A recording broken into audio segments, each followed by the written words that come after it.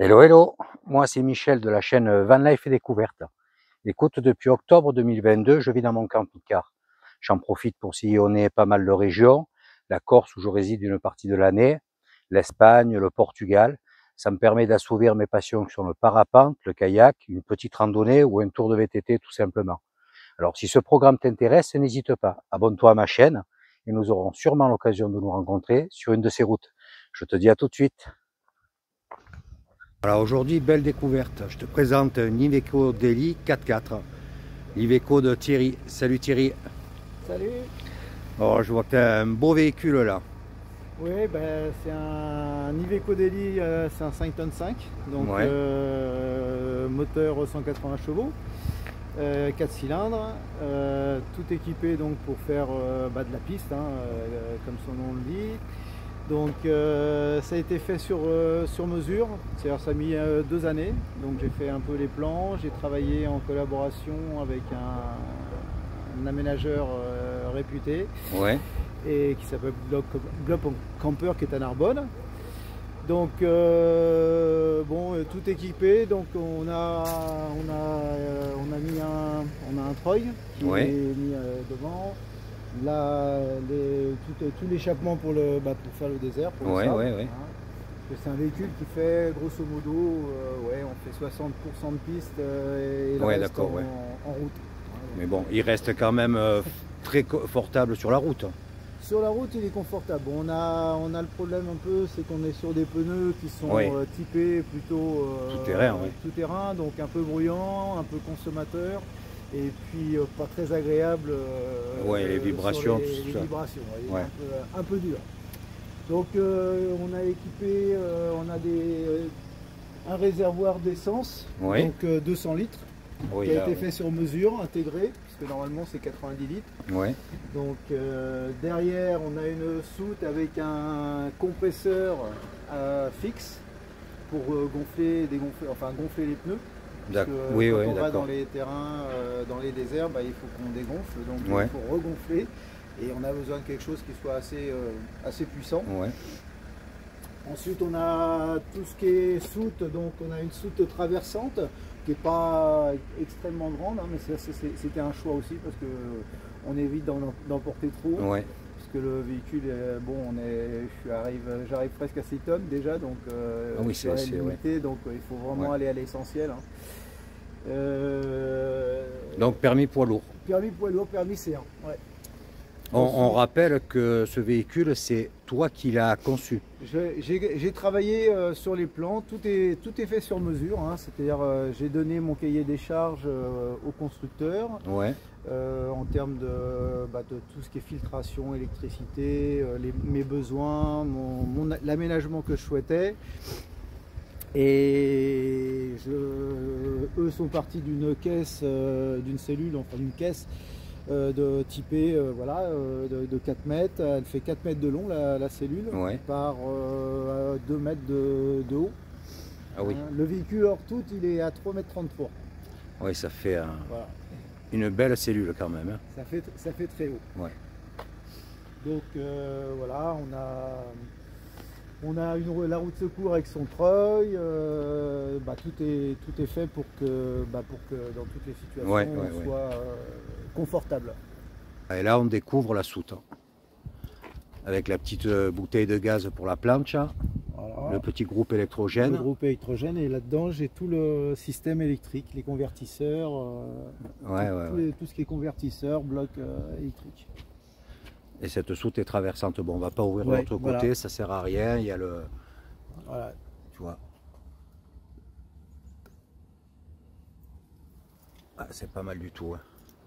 Et c'est toujours avec ce même type de matériaux, hyper fin, hyper costaud. Ça, c'est vraiment impressionnant, quoi. Et tu me disais que c'était quand tu es obligé de faire, enfin, quand tu veux installer de l'appareillage et tout, tu utilises carrément des mèches inox tellement c'est dur. Ouais, c'est costaud. Hein, ouais. Ouais. Une mèche bois, tu la flingues comme qui rigole. Hein. Ouais, c'est impressionnant. Et tu peux même percer et tarauder et visser dedans et ça bouge pas. Tout ce qui est là, c'est taraudé, vissé et ça, tu peux y aller, hein, ça tire. Hein. C'est mieux que du bois. C'est mieux que du bois. Et c'est plus costaud et ça prend mieux en taraudage, ça prend mieux les vis, il n'y a pas de problème. Ouais. Ah, c'est super. Allez, on va voir l'intérieur à présent. Bel escalier rétractable, là, bien sûr.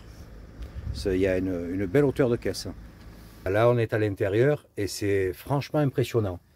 On a vraiment une sensation d'espace. Bon, il y a beaucoup de rangements.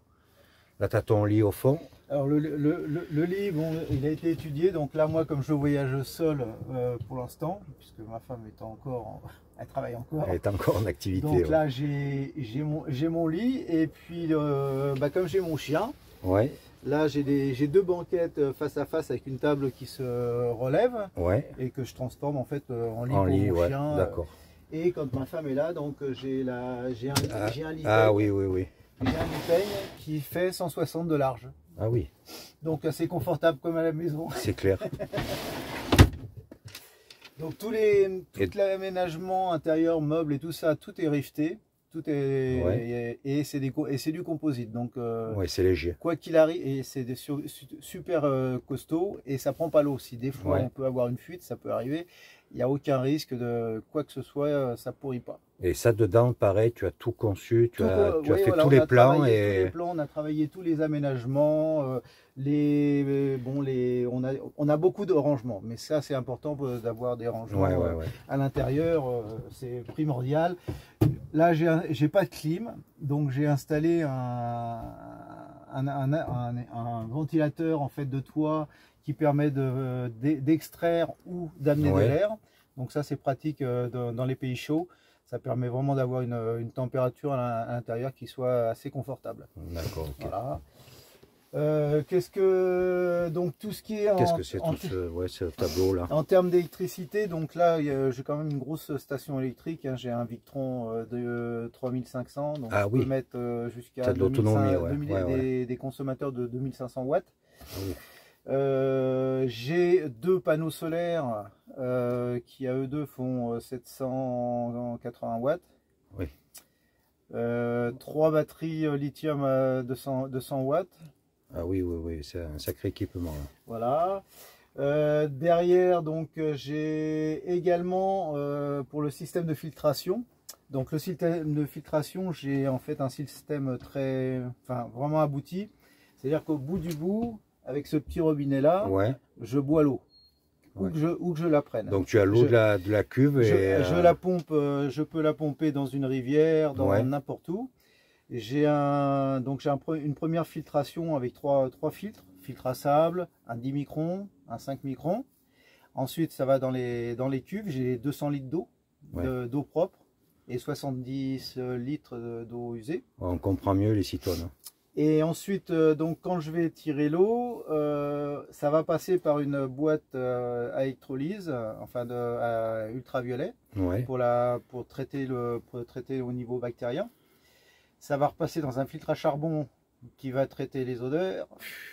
Et pour la boire, j'ai un autre filtre encore de 1 micron. Pour vraiment finaliser et je bois l'eau. Moi je voyage, j'ai voyagé, ça fait 9 mois, j'étais en Turquie, et là tu rentres de la Somalie, c'est ça? Non, Mauritanie. Donc où que je sois, j'ai pas de problème, je peux boire l'eau et je bois l'eau depuis 9 mois, j'achète jamais d'eau. Ça c'est pratique. Donc, et en consommation électrique, ça tire beaucoup? En consommation électrique, non. Moi, vu que je ne me reste pas 2-3 jours sans rouler, donc j'ai les panneaux solaires font le job. Ça se recharge en dès que je roule 1 heure, j'ai l'alternateur qui recharge à 50 ampères par heure, donc j'ai absolument aucun problème d'autonomie. Je suis complètement autonome électriquement, aussi bien en eau qu'en consommation électrique. J'ai une plaque électrique, donc mais bon, je suis pas un gros cuisinier.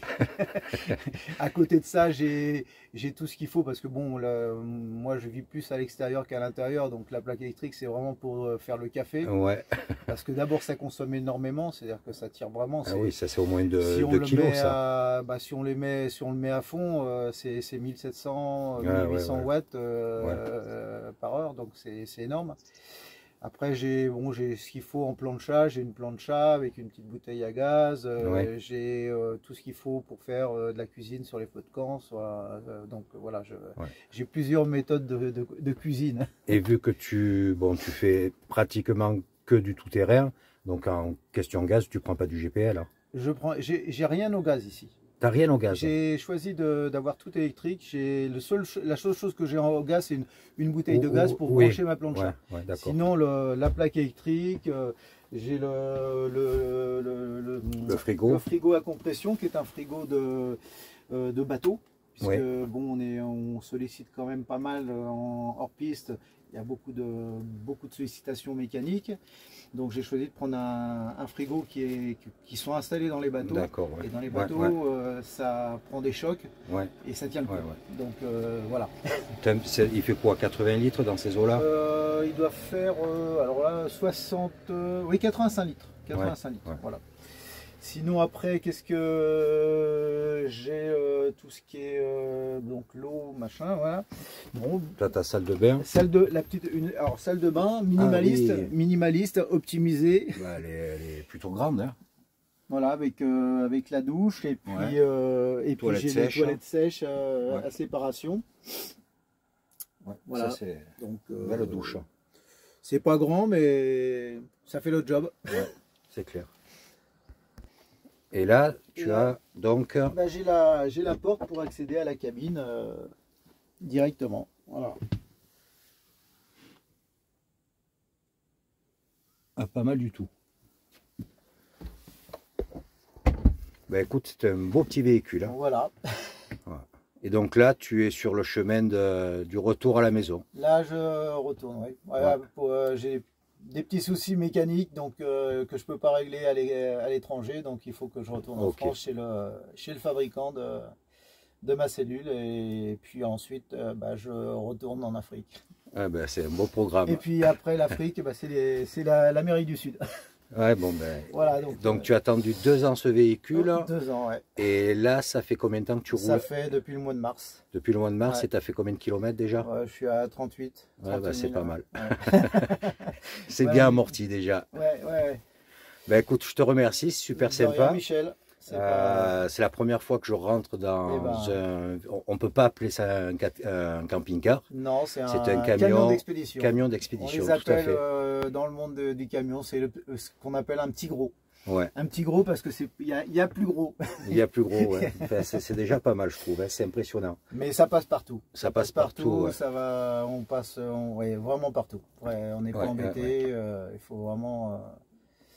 Idéal pour 1 et 2 personnes. 2 personnes, pas plus. Voilà. Ouais, pas plus. Pas avec des enfants. On peut le faire, mais c'est pas, c'est pas facile.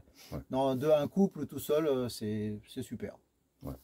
Ben écoute, c'est magnifique.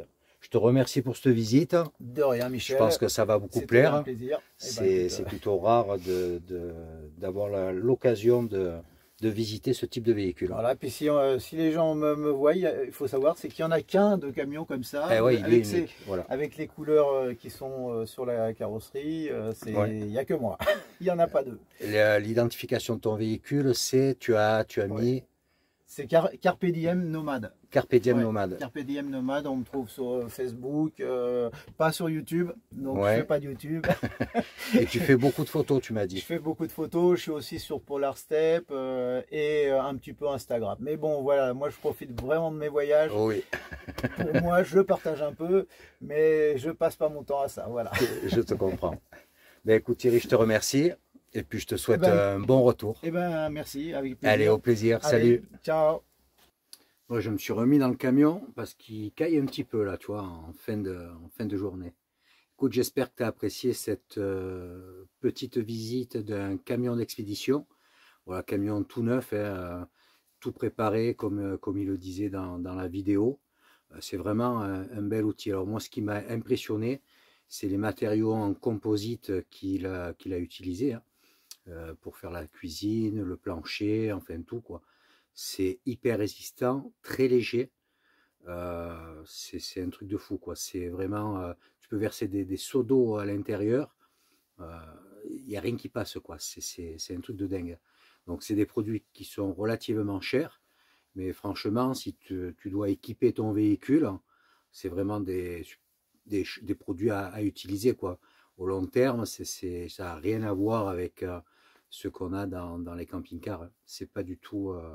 c'est incomparable. Voilà. Écoute, si tu as aimé cette vidéo, n'hésite pas à mettre un petit pouce, un commentaire, et puis n'oublie pas d'activer la cloche pour suivre la prochaine. Je te dis à très vite. Ciao, ciao.